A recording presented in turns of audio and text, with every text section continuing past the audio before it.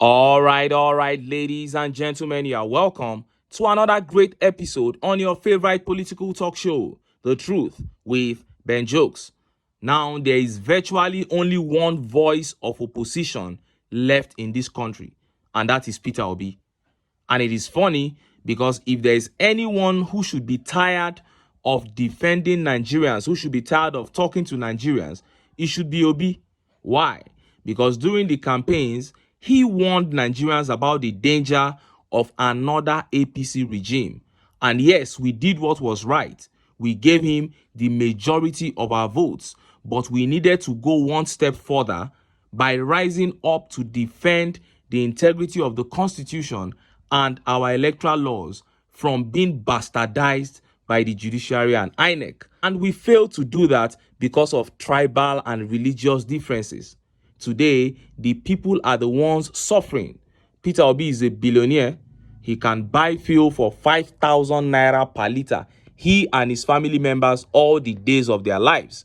But he has a heart for the people and the brain to open their eyes to what many ordinarily do not see. And on this occasion, he slammed the TINUBU administration for their recent wicked policy, then asked a question that everyone has failed to ask about that policy. Before I show you what he said and how Nigerians reacted, let me quickly show you this update that shows what this administration is all about. This government is a place where crooked people run to enrich themselves, to prepare themselves for the future at the expense of other Nigerians. Those of you who still think that you have a responsibility to defend this government because Tinubu is a member of your ethnic group, you still think it's all about tribe and religion, come closer and see this update. Daniel BWALA, a spokesperson of Atiku, once said this to those supporting Tinubu. He wrote, "The human brain is unique and miraculous. It works and functions optically 24 hours a day, 365 days a year until you join APC. Then it stops working." Daniel BWALA was literally saying that APC supporters don't use their brains. Then he went ahead to say, even if you give Tinubu 30 years, nothing will work.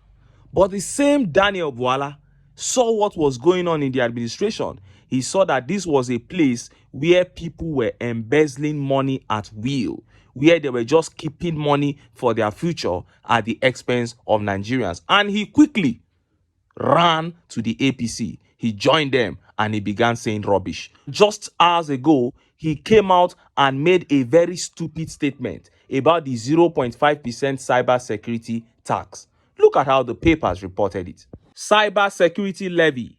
Nigerians should adjust to Tinubu's policies. Daniel BWALA, a lawyer and former spokesperson of the Atiku Kowa presidential campaign organization, Daniel BWALA has urged Nigerians to adjust to the policies of Tinubu's administration. BWALA made this known following the announcement of the implementation of the cyber security levy on transactions by the federal government on Monday. The central bank earlier directed all banks to charge a 0.5% cyber security levy on all electronic transactions within the country starting 2 weeks from May 6th.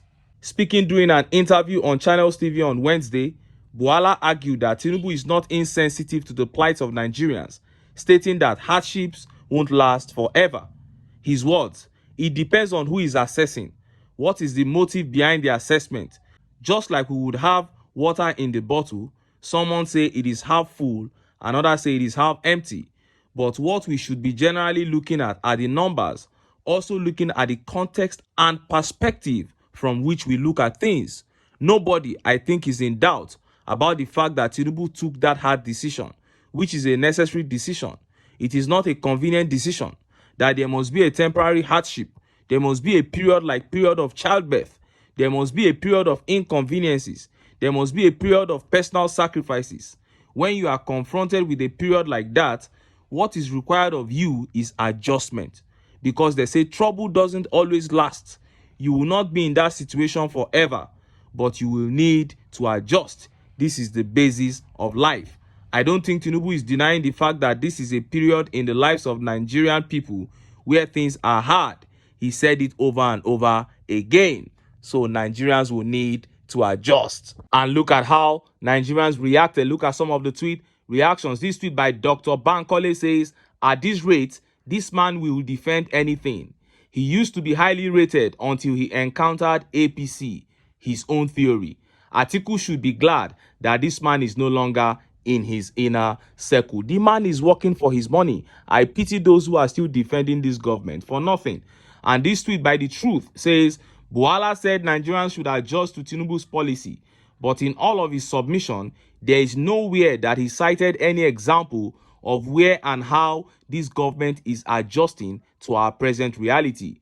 They can continue to tax Nigerians while those in government continue to be wasteful and embezzle. That is it, because they don't consider the common man a human being. And that is what we are trying to point out to people. If they don't think that you are a human being, you should look upon yourself as a human being and stand up for yourself. Now, let us look at how Peter Obi condemned the recent evil policy by the APC and how Nigerians hailed him for it. Look at how the papers reported it.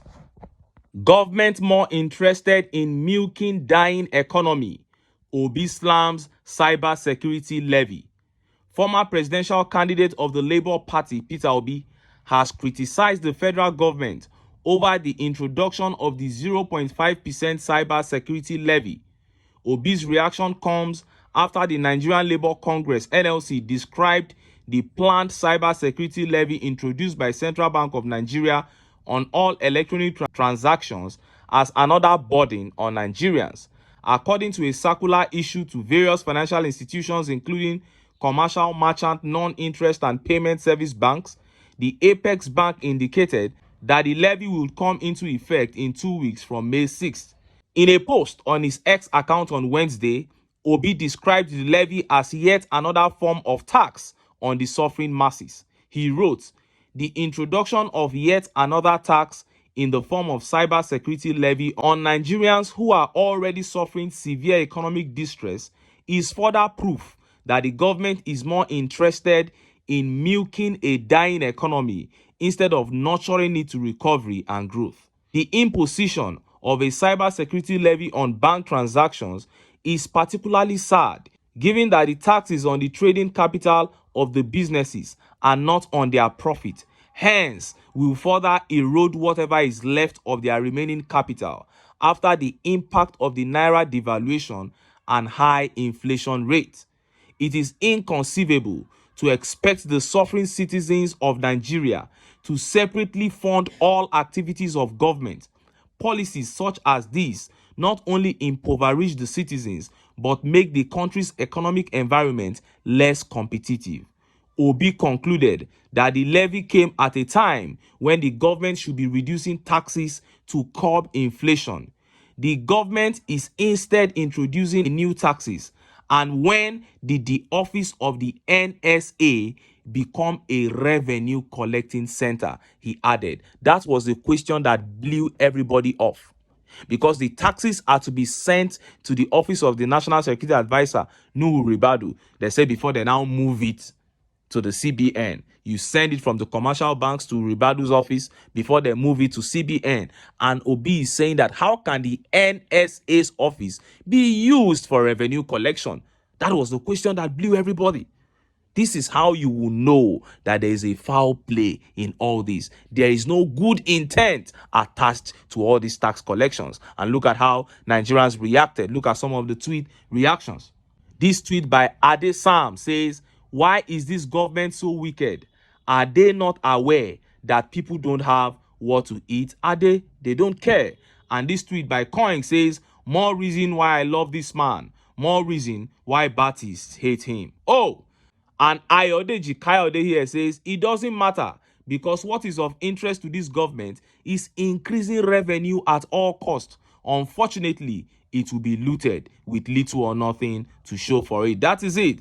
And this tweet here says, "Only Peter Obi can rescue Nigeria from APC decadence." You are right, my brother. And Abiola Kadijat here says, "I really wonder, true, only a criminal or an acute tribal and religious bigot still supports this government." Oh, and Honesty here says, the only voice of opposition party in Nigeria, Dino Melaye, is busy with fashion and designer show. Chai. And that was Peter Obi there. The consistency of this man amazes me. And the way he breaks every policy down is just amazing. I remember when the 2024 budget was released, a lot of people just saw a few things there and they started shouting. But Obi took his time to break down the entire budget. And a lot was revealed, how the budget was a sham. It was after Obi did the breakdown that many experts began to call it a budget of the elites. And the same thing with this tax policy. A lot of people are just shouting tax, tax, tax because they don't want tax. But Obi went further to enlighten us. He said the tax is on the capital of the business people, not even on their profit. And he said, with all that is going on in this present economy, if you begin to tax people's capital, it means you are just trying to kill their businesses. And when you kill SMEs, how is the government going to develop? You want to collect money to build bridge, or you want to collect money to build coastal highway that will take 10 to 15 years to build. You know it is all a lie. They are just trying to collect all these monies to embezzle. Then the office of the NSA getting involved with tax collection tells us all that we need to know. Well, we will continue to tell Nigerians, we will continue to put this out there so that people will see that the APC have come to kill, to steal, and to destroy. And if Nigerians are tired, if Nigerians are tired of the poverty, the hunger, the suffering, and the hopelessness, and they want to take their country back, they know what to do. We all know the man who has the heart for the people. And if we stand together, we can easily enthrone him. But until then, make I still enter town. Make I go get some ogbonge political news where una go like. Why? Because now because of una. Now I dey here, so don't go away. Don't go away.